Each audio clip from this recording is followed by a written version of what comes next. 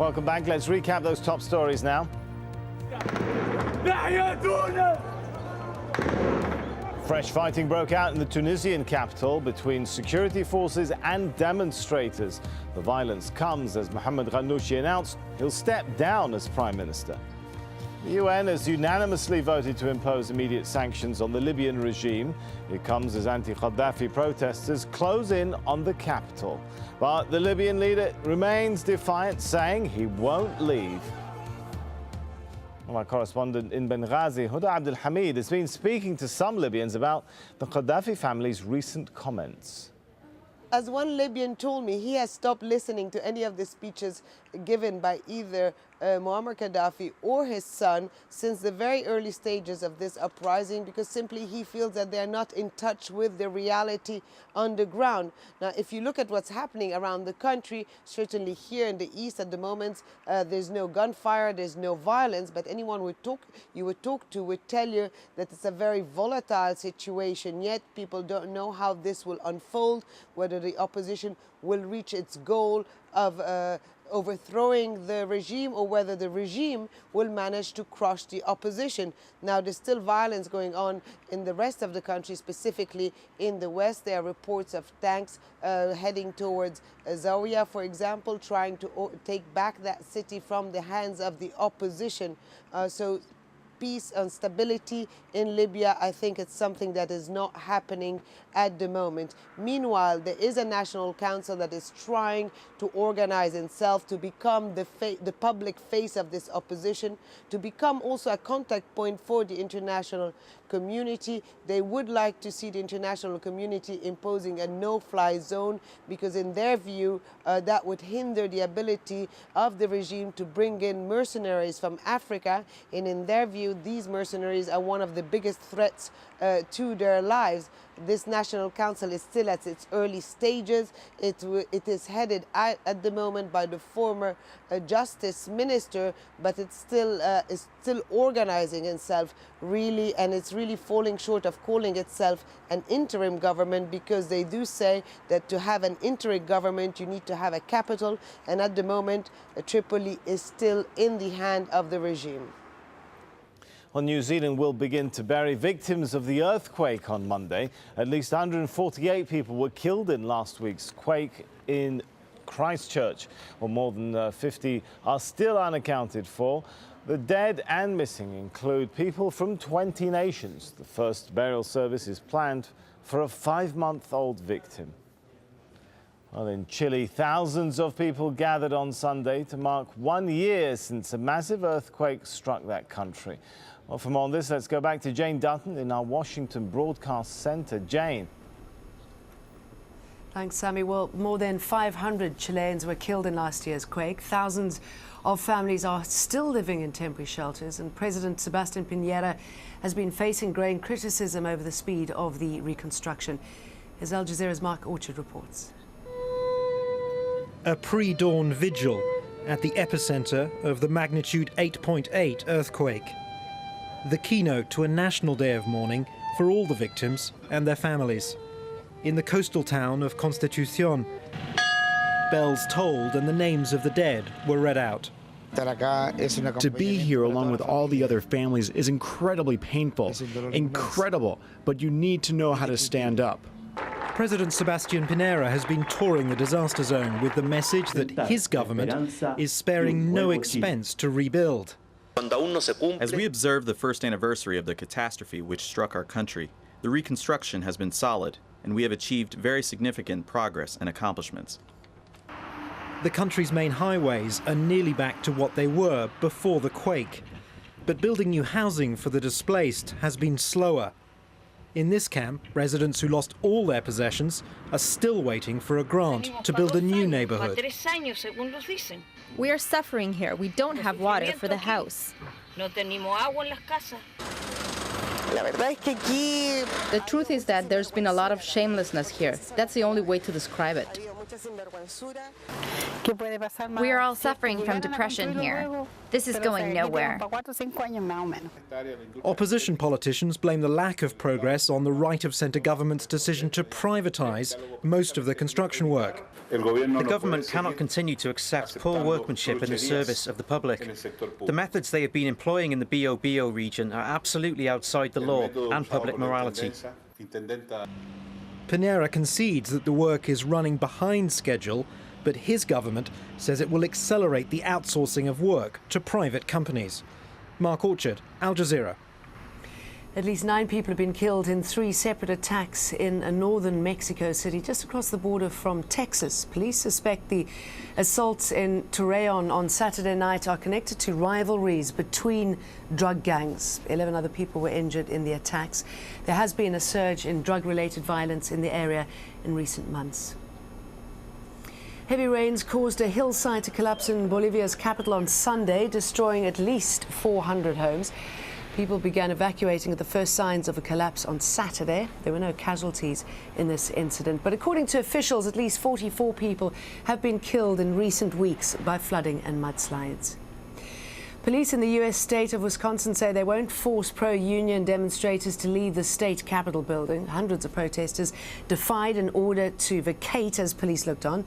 The demonstrators have spent the past 2 weeks rallying against Governor Scott Walker's plan to strip most public sector employees of their collective bargaining rights. The governor says the legislation is necessary in order to close a budget deficit of $137 million. However, the unions have already conceded to having their members pay more into healthcare premiums and pensions. Well, Hollywood's biggest awards night is underway. I believe it's very exciting. We know that some of the awards have already been issued, of the supporting actress and the best original screenplay. I'm not going to tell you who has won that yet. And we know that the movie stars are still waiting for the biggest awards to be announced. Let's go over to Rob Reynolds. He's been watching all the action. Rob, who's won what?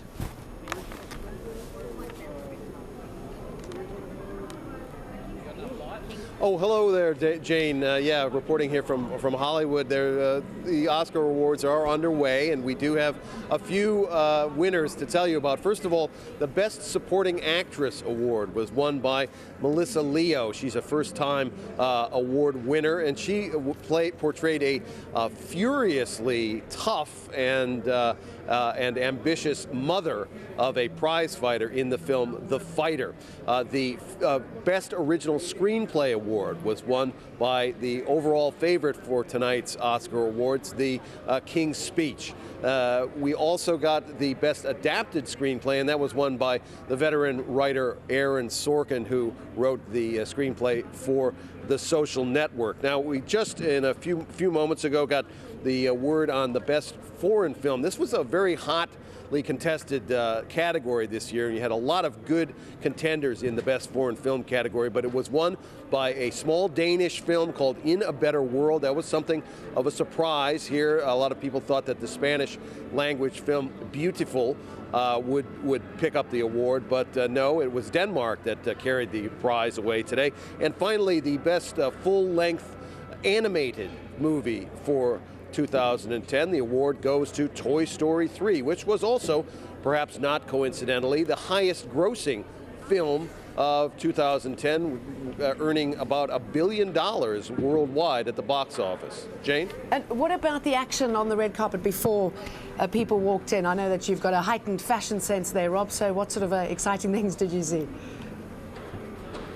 A lot of course, magnificent clothing and gowns and dresses, which I sadly am very unqualified to speak about, not knowing too much about the designers. But I will say that Natalie Portman, who is a heavy favorite to win the Best Actress award for her role as a ballerina being pushed to the edge of madness in the film Black Swan, she appeared in a stunning sort of violet-colored gown. She's 8 months pregnant and is expecting a baby boy soon. The father being the the choreographer of that film. So that was certainly a highlight on the red carpet. We also saw a variety of well-known people from the past, including I had a chance to talk to Eli Wallach. He is in his 90s. He appeared in the last movie with Clark Gable and Marilyn Monroe, so a little piece of, a very important piece, I should say, of living Hollywood history there on the red carpet, and he's looking quite well as for his age. We're waiting now for the long awards presentation to kick into full gear. We hope to get news about who will get the Best Actress and Best Actor awards, as well as, of course, the crowning achievement of the night, the Best Picture. Okay, we also know that Christian Bale took an award for Best Supporting Actor there for The Fighter. Just tell us what this suggests about trends as far as movie making has undergone this past year, because obviously financially it's been a rather difficult year. Well, yeah, it was not a bad year if you look at the worldwide box office for films in general. I believe it's about $31.8 billion worldwide, $37.8 billion if my memory does not fail me. But the sales were flat here in the United States, which is, of course, worrying for Hollywood.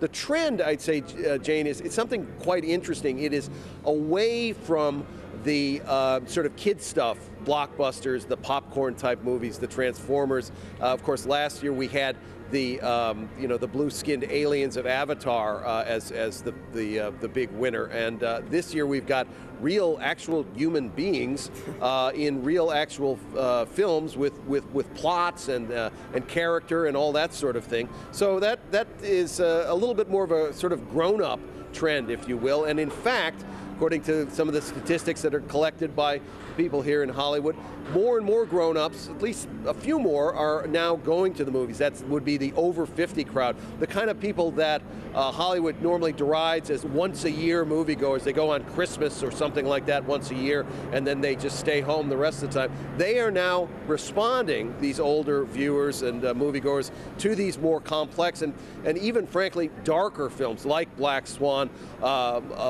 like the Social Networks, films without a happy sort of ending, rather ambiguous endings in a lot of the films that we saw here this year in the awards process. Okay, Rob, thank you for telling us what's happening. We'll get back to you. We're still waiting for the big names, obviously the Best Actress, Best Actor and Best Film. Rob Reynolds live from Hollywood. That's it from Washington. Let's go back to Sammy in Doha.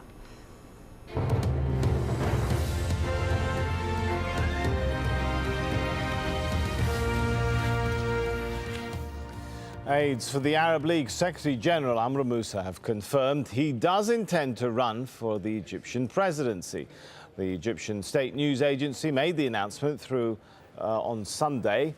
Moussa's office says while he intends to stand, his candidacy won't be official until proposed constitutional changes are enacted. Officials in Egypt unveiled the first proposed political reform since the revolution. While they allow new political parties, restrictions on the participation of the Muslim Brotherhood have not been lifted. Anita McNaught reports from Cairo. As emotions subside on Tahrir Square, the business of making change happen for all Egyptians has begun. The Egyptian constitution perpetuated the country's draconian emergency laws and consolidated power in the hands of the former president. This committee of legal experts was tasked by Egypt's temporary rulers, the military, with proposing reforms to 6 articles. They tackled 11. But one controversial paragraph remains untouched, Article 5, that prohibits parties with religious affiliations from standing in elections. One of the committee members is with the Muslim Brotherhood, the party most affected by this exclusion. Far from being concerned about the omission, he believes it was too contentious for them to touch. It's a flawed article, but we didn't want to amend any article that had an ideological dimension. We're leaving that to an elected committee. But political analyst Gamel Sultan doesn't think this law will pose an obstacle to the Muslim Brotherhood in the future. It is not about the text itself. It's about the context within which this text is going to be interpreted. And I think the current and the future context will be much more tolerant vis-a-vis the Muslim Brothers. Egypt's popular revolution threw up a new generation of progressive political activists, the hope of a vibrant and reinvigorated country, a break with the past. But critics of these first tentative steps say the march to new elections is going too fast, with these new players not given the time to form parties, and they warn the constitutional reform